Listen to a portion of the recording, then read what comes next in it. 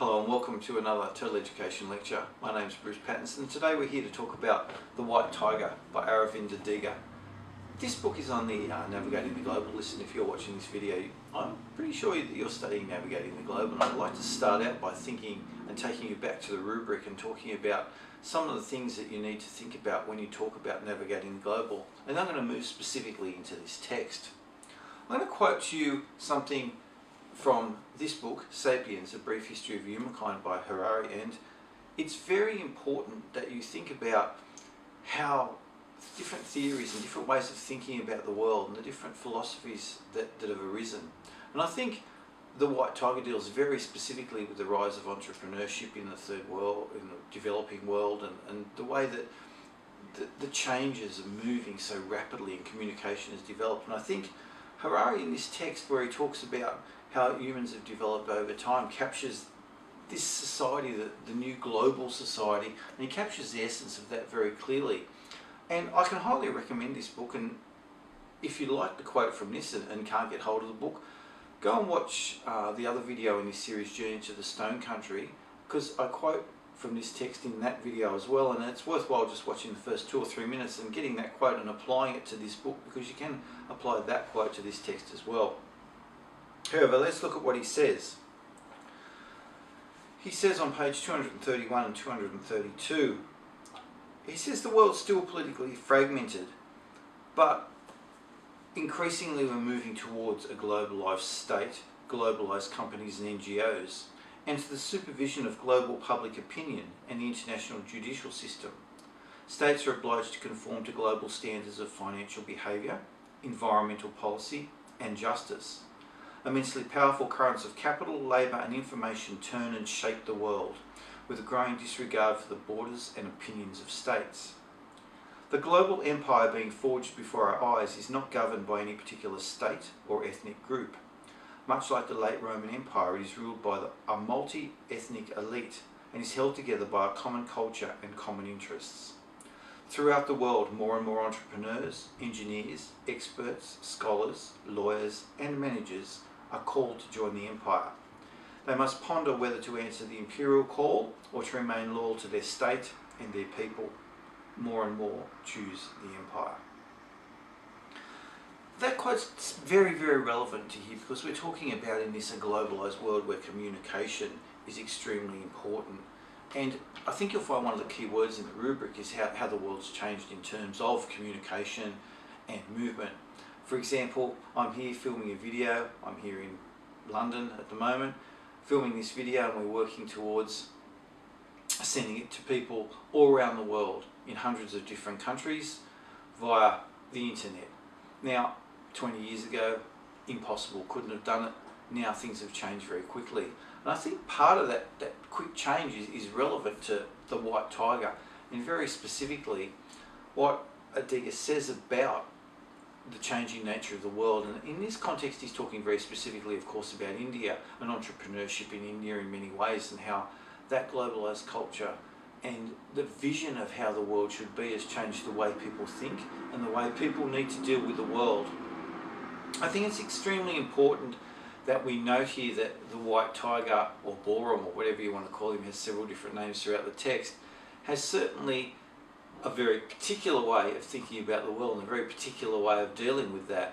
Not many people murder their way to the top, shall we say, but he does this, and he can rationalise it in the context of the new world in many ways, and he doesn't anyway really have a sense of guilt about what's happened, where he murders his master, steals the bribe money and heads off to Bangalore to become an entrepreneur. And I think the focus of the whole novel is not just on his very own particular character, but the effect of the outside world on different cultures. And certainly it has changed Indian culture, and probably not as significantly as many of you think. For example, we see when we talk often, see in the media about the rising middle class in India and what's happened, but in actual fact, the changes in Indian society have really only developed a new middle class of about 10% of the population. So it's not a very big pop, and there are still huge inequities of wealth. And I think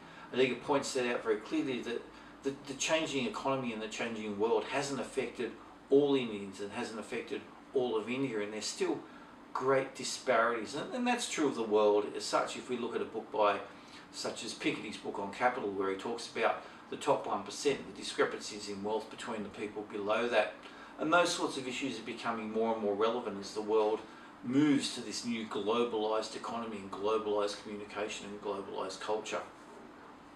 So how does our white tiger see the world? I think it's very important. He opens the novel in many ways, and I'm only reading from page 4 here, where he says about India, and this probably statement holds true for the whole of the book, and he sees himself as an entrepreneur and a leader, and he's talking, of course, in his letter to Wen Jiabao, the Premier of China at the time, which shows something about his egotistical nature. He says, "You Chinese are far ahead of us in every respect, except that you don't have entrepreneurs. And our nation, though it has no drinking water, electricity, sewage system, public transportation, sense of hygiene, discipline, courtesy, or punctuality, does have entrepreneurs. Thousands and thousands of them. Especially in the field of technology, and these entrepreneurs, we entrepreneurs, has set up all these outsourcing companies that virtually run America now." And I think that's a very true comment in many ways about how he sees the world, and how lots of people are seeing the world. And we often read that jobs have been lost in what we used to call developed countries so much, back to these developing countries because wages are cheaper, and the whole fabric of society globally is changing, and yet it affects people in different ways. So for example, we need to look at how the individual moves through all those changes. We see in this text that the white tiger himself adapts brilliantly, okay? But he has no sense of morality and no sense of ethics in many ways, and this spirituality that we've come to associate with that Indian religions and things like that are sort of half there and half missing in his character, and he keeps dropping in and out in many ways. Is that the best way to deal with a new world? For example, his master, who comes from a landlord family that we call, and he's already very wealthy, can't deal with Indian society. He spent time in America. He married Pinky Madam, the American Indian lady, and they come back, and she cannot stand India. She doesn't like it, doesn't want to live there. Even when they move to the Americanized part, where it's all clean and sanitized, and there's malls of air-conditioned malls and all those sorts of things, she doesn't like it, and she ends up leaving him. He himself learns not to like India. He can't stand the bribery and the corruption of it all. And it's a very interesting take on the modern world that the people that are thriving are the people that are sort of morally bankrupt in many ways, and will just do whatever's necessary to move through that and survive in those ways. And I think the white tiger, that story that we normally see as, I suppose, in inverted commas, the American dream, like Gatsby and all those sorts of things, has a different approach in many ways, and he sees his money as getting him entree into this new world, and the world of technology and the world of business, and the world that seems so important to everybody who doesn't have those things. And I think if when you read the story very closely, as I'm sure you will because you're an extension student, and you've worked through it, that the talk about his poverty at the start of the novel is very important, and the death of his mother and the death of his father because of lack of money, and all those sort of things that shape and frame his world, and how he has to leave school and he can't be educated because he has to go and work in the tea room with his brother because they have no income, and all those things that have shaped his world. And yet through the media and through his contact with seeing the landlords and the rich people, that he can certainly see what's available to him, he just can't have it. And we notice that the lovely contrast when he goes back into the slum and he walks through the filth, and he sees the poverty, and he sees how these people are trying to work towards that dream too, but really don't have any hope or aspiration towards that, because the poverty is so great and there's so many people trying to get out of that poverty, that the American dream for them isn't a reality, it's just a myth. And that American dream has been globalised now, and in this case, in the case of the white tiger, it's certainly become the Indian myth or the Indian dream in many ways, and that's applicable to every society that we deal with. And this book talks very clearly about what's been lost and how different cultures, different aspects of culture have been lost, and certainly families been lost. And the white tiger, in fact, sacrifices his family for that. And we see the loss of family in different ways through this, and the loss of culture and the loss of tradition because of all this change that's occurring, and how that society affects us.